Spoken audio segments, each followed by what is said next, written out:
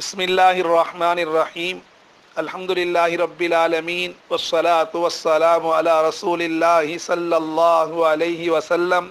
अम्मा बाद, बुज़ुर्गों, दोस्तों, मोहतरम ख़वातीन, आज की इस क्लिप के अंदर अरफा के दिन की फ़जीलत, अरफा का रोज़ा और तकबीरात तशरीक़ के मसाइल बताए जाएंगे। जिन दिनों में हम चल रहे हैं ये ज़िलहज्जा के अय्याम हैं, बहुत बाबरकत अय्याम हैं। रातों की इबादत लैलतुल क़दर की तरह है। दिन का एक दिन का रोज़ा ये एक साल के रोज़े के बराबर है। ऐसे 9 दिन के रोज़े की भी हदीस के अंदर बड़ी फजीलत आई है। खुसूसन अरफे के दिन की फजीलत और ज़्यादा बयान किया गया है। रसूलुल्लाह सल्लल्लाहु अलैहि वसल्लम के हदीस को हम देखते ही मालूम होता है अरफे के दिन शैतान बहुत जलील होता है, गुस्से में होता है, क्योंकि इस दिन अल्लाह ताला की रहमतों का बकसरत नुज़ूल होता है। बड़े बड़े गुनाह माफ़ होते हैं, लोगों को जहन्नम से आज़ाद किया जाता है। अरफा का दिन बहुत बाबरकत दिन है। इसी अरफे की वजह से इन 10 दिनों की फजीलत के अंदर ज़्यादती आ जाती है। इन दिनों को अफजल अय्यामी दुनिया के दिनों में बेहतरीन दिनों में शुमार किया जाता है। इन दिनों की रातों की बड़ी अहमियत है, कदर करना चाहिए। इस बार 2020 यानी 1440 पर एक के एतबार से अरफा का दिन जुमे का दिन है। 30 पर 1 जुलाई 2020 जुमे का दिन अरफा का दिन है, बहुत बरकत वाला दिन है। उस एक दिन के रोज़े के बारे में हदीस के अंदर आता है, रसूलुल्लाह सल्लल्लाहु अलैहि वसल्लम ने फरमाया, सियामु यौम अरफा इन्नी अहतसिबु अलल्लाहि अन युकफ्फिर अस्सनत अल्लती बादहु वस्सनत अल्लती क़ब्लह। एक रिवायत के अंदर है, मुस्लिम शरीफ की रिवायत में, युकफ्फिरुस्सनत अल-माज़िया वल बाक़िया, यानी अल्लाह के रसूल सल्लल्लाहु अलैहि वसल्लम फरमाते हैं, मैं अल्लाह से उम्मीद रखता हूँ अरफा के दिन का रोज़ा इसके बाद वाले साल और पहले वाले साल के गुनाहों का कफ़ारा हो जाएगा। ये एक रोज़ा जो इस बार के एतबार से परसों जुमे के दिन का रोज़ा है, एक साल अगले, एक साल पिछले गुनाह का कफ़ारा हो जाता है।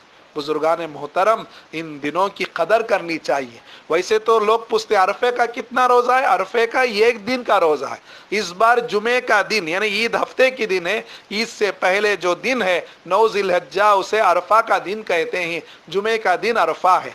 5 हदीसों के अंदर जुमे के दिन रोज़ा रखने से मना किया गया है, वो सिर्फ जुमे की मुक़द्दस समझकर जुमे के दिन का रोज़ा है।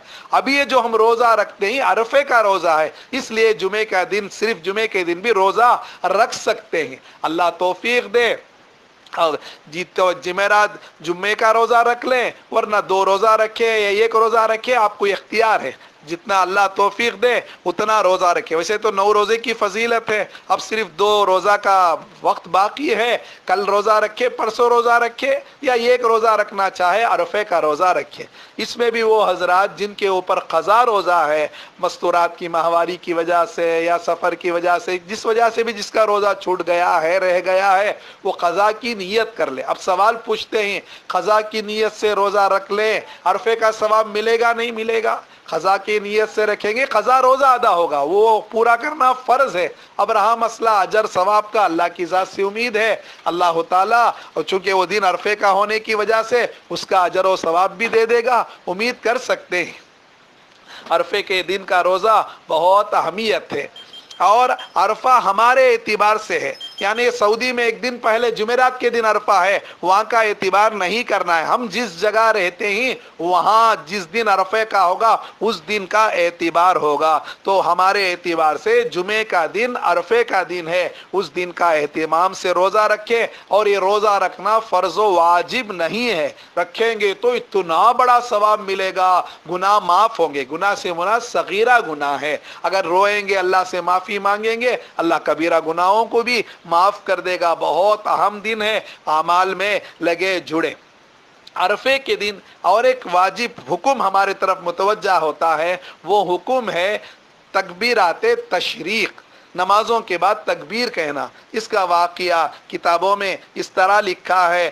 مسائل عیدین و قربانی میں در مختار کے حوالے سے ایک قصہ لکھا ہے۔ ابراہیم علیہ السلام جب اپنے لخت جگر اسماعیل علیہ السلام پر چھری چلا رہے تھے، اللہ قرآن میں کہتا ہے وَنَادَيْنَاهُ أَن يَا إِبْرَاهِيمُ قَدْ صَدَّقْتَ الرُّؤْيَا، ہم نے آواز دی اے ابراہیم تم نے خواب کو سچ کر دیا، تم نے خواب کو سچ کر دیا۔ اب یہ چھری چلا رہے ہیں، اللہ کے حکم کا محتاج ہے، چھری چل نہیں رہا تھا۔ اسی درمیان جنت کا ایک دمبا بکرا لے کر حضرت جبرائیل علیہ السلام آسمان سے اتر رہے تھے، انہوں نے آواز لگائی اللہ اکبر اللہ اکبر۔ جب ابراہیم علیہ السلام نے سر اٹھا کر دیکھا کہ دمبا لے کر جبرائیل علیہ السلام آ رہے ہیں، انہوں نے کہا لا الہ الا اللہ واللہ اکبر۔ یہ اسماعیل جو ذبح ہونے کے لیے اللہ کے حکم پر قربان ہونے کے لیے تیار تھے، انہوں نے دیکھا کہ ادھر دمبا ذبح کیا جا رہا ہے، فدیہ بدلے میں دمبا آ گیا ہے، انہوں نے کہا اللہ اکبر وللہ الحمد۔ یہ جو تکبیرات تھیں تینوں بڑی شخصیتوں کے زبان سے نکلے ہوئے ہیں۔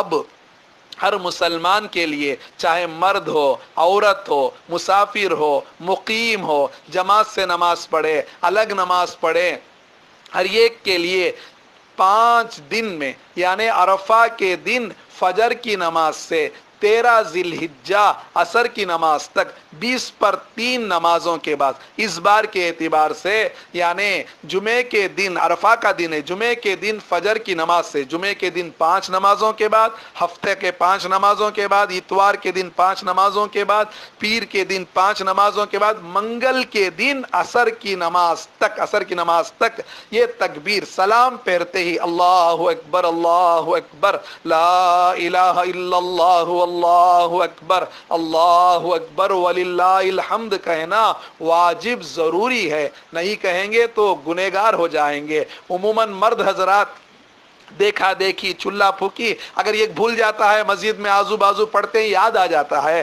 سب کہہ لیتے ہیں، عموماً عورتیں بھول جاتی ہیں، عورتیں بھی یاد رکھیں، جانماز میں کوئی نشانی رکھ دے یا پلو باندھ لے، جو بھی یاد رکھنے کے لیے جو بھی طریقہ ہے، عورتیں بھی یہ تکبیرات کہنا ہے۔ یہ 20 پر 3 نمازوں میں 30 پر 1 جولائی جمعے کے دن فجر کی نماز سے 4 تاریخ عصر کی نماز تک، یعنی منگل کے دن عصر کی نماز تک، 4 اگست عصر کی نماز تک 20 پر 3 نمازوں میں یہ تکبیرات کہنا واجب ہے، ایک مرتبہ کہنا واجب ہے، مردوں پر عورتوں پر، عورتیں بھی اس کا خاص خیال رکھیں۔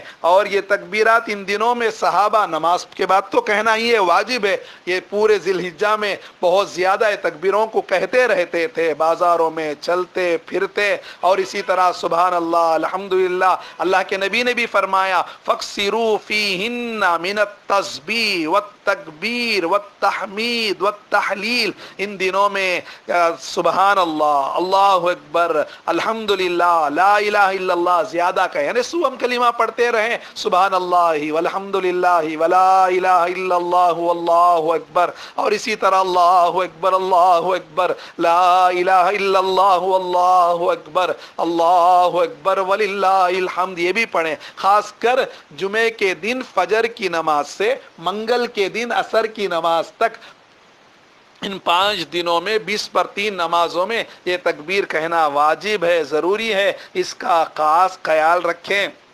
اور مرد حضرات متوسط بلند آواز سے کہے، مسجد میں گھر میں جہاں بھی چند افراد جوڑ کر نماز پڑھتے ہیں، صحابہ بلند آواز سے تکبیر کہتے تھے، البتہ عورتیں آہستہ یہ تکبیر کہے گی۔ اللہ سے دعا ہے اللہ تعالیٰ یہ مبارک دنوں کو قبول فرمائے، مبارک راتوں کو قبول فرمائے، ان دنوں کی راتوں کی قدر کی توفیق عطا فرمائے، ان کے اندر جو رحمتیں ہیں برکتیں ہیں اللہ تعالیٰ ان سے ہمیں مالا مال فرمائے۔ اور یہ مسئلہ بھی جان لے، یہ تکبیرات سلام پھیرتی ہی فوراً کہنا ہے، اور دنوں میں تو سنت ہے سلام پھیرنے کے بعد اللہ اکبر کہتے ہیں، اور اسی طرح اللہم انت السلام و منک السلام دعا وغیرہ پڑھتے ہیں، استغفار پڑھتے ہیں، لیکن ان 5 دنوں کے اندر سلام پھیرتی کوئی دوسرا ذکر نہیں کریں گے، دعا میں نہیں لگیں گے، فوراً تکبیر کہیں گے، تکبیر کہنے کے بعد دوسرا معاملات کریں گے۔ اللہ عمل کی توفیق عطا فرمائے۔ وآخر دعوانا ان الحمد للہ رب العالمین۔